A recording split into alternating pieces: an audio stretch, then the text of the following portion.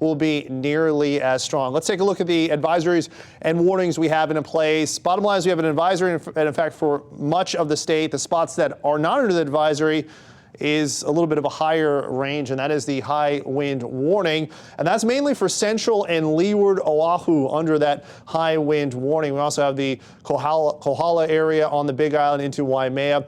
The potential for more falling trees will exist. Of course, anything that can be blown around likely will be blown around. If you've already probably noticed this as you drive, it gets a little bit more difficult in these winds. And because of that potential for trees to come down, we do have the possibility for further power outages heading into tonight. And that's all from this big high pressure ridge. It's a powerful high pressure ridge. The difference between high and low pressure is what creates these strong winds. And this is a powerful high pressure. We have clockwise winds around it, bringing those east northeast winds.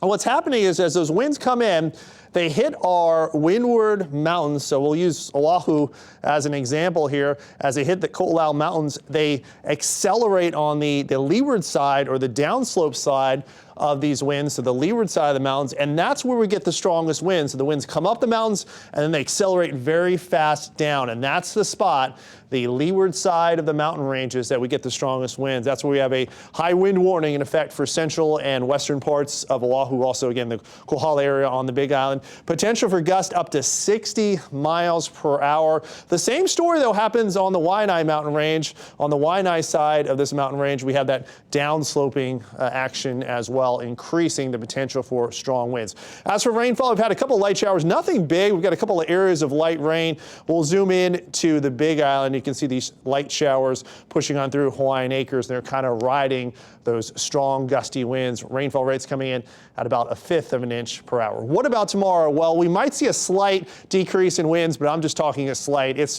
basically going to be just as windy tomorrow. We have that wind advisory in effect for tomorrow. The warning right now scheduled to expire at 6 a.m. And that is keeping those winds, well, winds are strong. They're keeping the surf up 10 to 15 footers east shores. High surf advisory, or warning rather, in effect for those east shores with waves close to 15 feet. We have gale warnings and small craft advisories in effect for boaters. We'll keep it windy tonight, 70 degrees. We'll see our trade wind showers pick up a bit as we head into the late night. For tomorrow, again, almost as windy as today. We'll call it pretty much just about as windy. We'll have those strong gusty winds around. Windy through the weekend, maybe not quite as strong as what we've been seeing. We'll talk much more about these gusty winds.